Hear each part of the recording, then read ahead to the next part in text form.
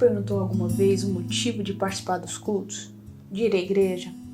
Você já foi na igreja obrigado? Ou contextualizando para essa época de pandemia, você já assistiu o culto por obrigação?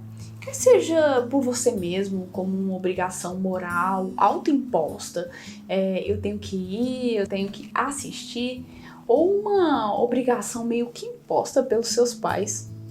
Se você não entende muito bem o que é ser igreja, qual o seu papel no mundo e como isso afeta a sua vida diretamente, vem que esse episódio é para você.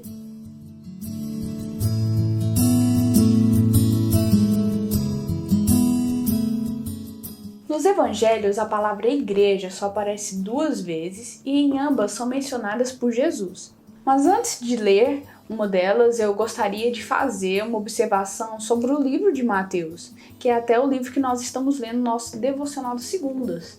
Todo o livro de Mateus, do início ao fim, ele tem o objetivo de mostrar que Jesus é o Rei. E podemos ver isso em várias passagens, como eu vou ler algumas aqui para vocês. Em Mateus 3:2 diz assim: Arrependam-se, pois o reino dos céus está próximo. Essa era uma mensagem que o João Batista pregava no deserto. Mateus 4:17 diz: Arrependa-se, pois o reino dos céus está próximo. Agora é uma mensagem pregada por Jesus. Mateus 5:20. Eu os advirto, a menos que sua justiça supere muito a justiça dos mestres da lei e dos fariseus, vocês jamais entrarão no reino dos céus. Mateus 7:21. Nem todos que me chamam Senhor, Senhor entrarão no reino dos céus, mas apenas aqueles que de fato fazem a vontade do meu Pai que está nos céus. Mateus 10:7. Vão e anunciem que o reino dos céus está próximo. A maneira que começa o livro de Mateus, logo no primeiro capítulo, é muito interessante. Aqui não foi um erro cronológico. Davi não foi colocado primeiro por um erro do autor. Como sabemos, Abraão vem antes, mas Davi foi colocado primeiro porque ele era rei. Então o livro de Mateus todo quer mostrar que Jesus é o rei, Jesus como rei. Então esse registro do antepassado de Jesus Cristo, como descendente de Davi, da linhagem real, mostra como Jesus é rei. Então vimos aqui que não temos margem para duvidar sobre o reinado de Jesus. Vou ler agora a primeira passagem, lembrando que só existe 2 no Evangelho que mencionam a palavra igreja. Vou ler aqui a primeira. Chegando Jesus à região de Cesareia de Filipe, perguntou aos seus discípulos: Quem os outros dizem que o Filho do Homem é? Eles responderam: Alguns dizem que é João Batista, outros Elias, e ainda outros Jeremias, ou um dos profetas. E vocês? Perguntou ele. Quem vocês dizem que eu sou? Simão Pedro respondeu: Tu és o Cristo, o Filho do Deus vivo. Feliz é você, Simão, filho de Jonas, porque isso não lhe foi revelado por carne ou sangue, mas pelo meu Pai que está nos céus. E eu lhe digo que você é Pedro, e sobre essa pedra edificarei a minha igreja. Na primeira parte da passagem, Jesus pergunta: Quem dizem que eu sou? Quem dizem os homens ser o Filho do Homem?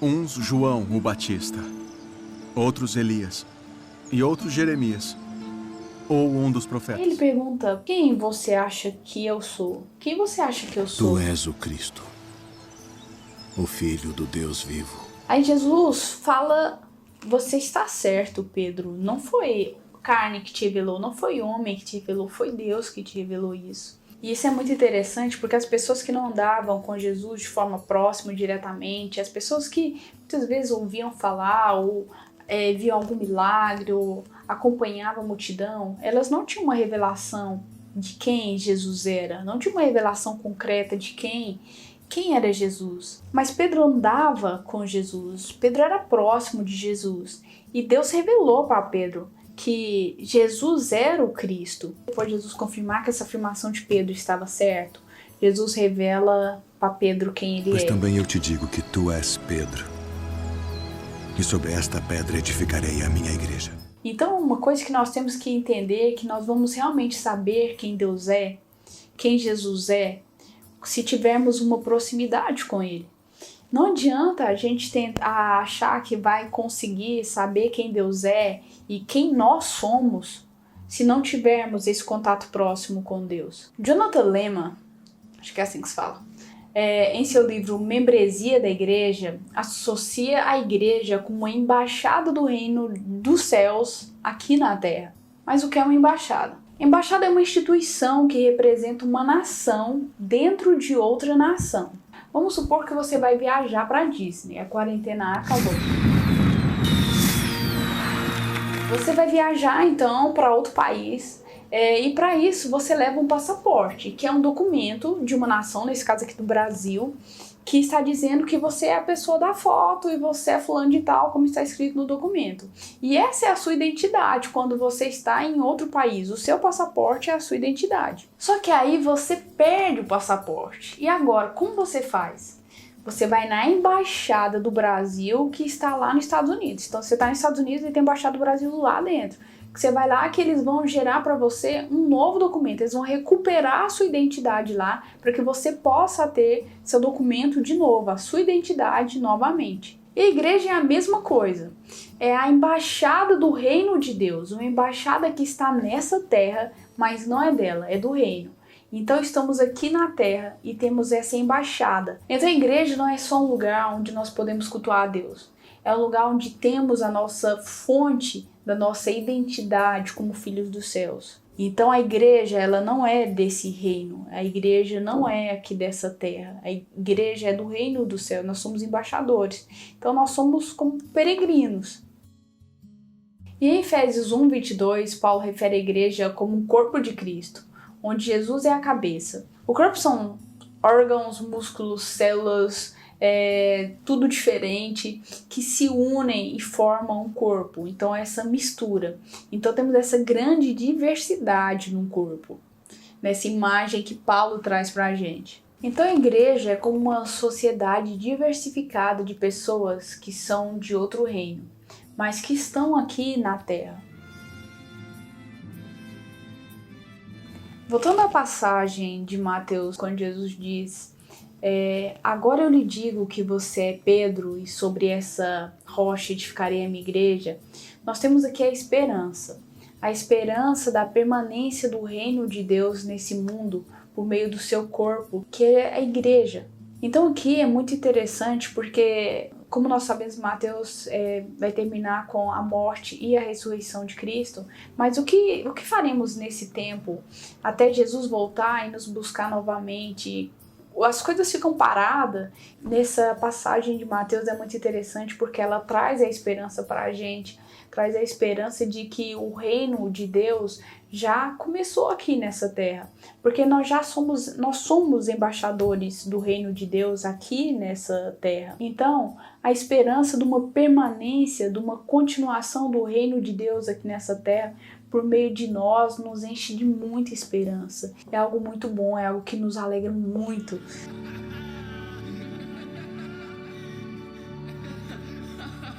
Não sei se alguém já falou para você que você é igreja. Eu venho te informar que isso não é uma verdade bíblica. Você não é igreja, assim como eu não sou igreja. Nós somos igreja. Mas eu quero que você entenda isso ainda um pouco melhor. Na saga do Senhor dos Anéis, após a descoberta do anel que estava com Bilbo, Gandalf convoca uma reunião em Valfenda para decidir o futuro do anel, convocando representantes dos anões, dos homens e dos elfos. Quando Frodo decide se destruir o anel na Montanha da Perdição, um grupo compromete a ajudar e a cumprir a sua missão. A equipe mais improvável é agora a única esperança da Terra-média, não ser extinta pelo poder de Sauron. Um grupo tão diferente tinha agora uma missão e precisariam cuidar um do outro durante todo esse percurso. A Sociedade do Anel, ela é interdependente, assim como a Igreja de Cristo. Mas a nossa missão não é destruir um anel. A nossa missão é espalhar as boas novas do reino, é ajudar os irmãos que perderam a sua identidade, voltar para a embaixada, que é a igreja, para descobrir quem ele é. Pois só conhecendo a Deus nós vamos conhecer verdadeiramente quem nós somos, porque a palavra de Deus revela quem nós somos. E disse-lhe Jesus: ide por todo mundo e pregai o evangelho a toda criatura. Essa é a nossa missão, é a missão que nos foi designada. Nós somos muito diferentes uns dos outros, mas não podemos esquecer que a missão que nos une, a missão do reino de Deus, ela é muito maior do que qualquer diferença que possamos ter, diferenças de personalidade, doutrina, criação e por aí vai. Agora eu te pergunto, quando foi a última vez que você enviou uma mensagem ou ligou para algum irmão da igreja para falar das coisas de Deus, as coisas do reino, orar junto? E você tem alguém que você pode pedir essa ajuda? E alguém tem você como alguém que pode ajudar essa pessoa? O Estevão, no episódio passado, falou sobre as fraquezas, máscaras, tentações e pecados. E por isso é muito importante ter alguém para contar, alguém para ajudar. A igreja é um lugar de dar, não é um lugar que nós vamos indo pensando o que vamos receber. É um lugar de dar, é um lugar de ajudar o irmão. E eu gosto muito da imagem do Sam, o Sam que ajuda ali o Frodo em toda a sua trajetória e não a abandona. Essa ideia de companheiro e ter uma missão e vamos juntos. Vamos, Sr. Frodo. Eu não posso carregá-lo pelo Senhor, mas posso carregar o Senhor. Vamos!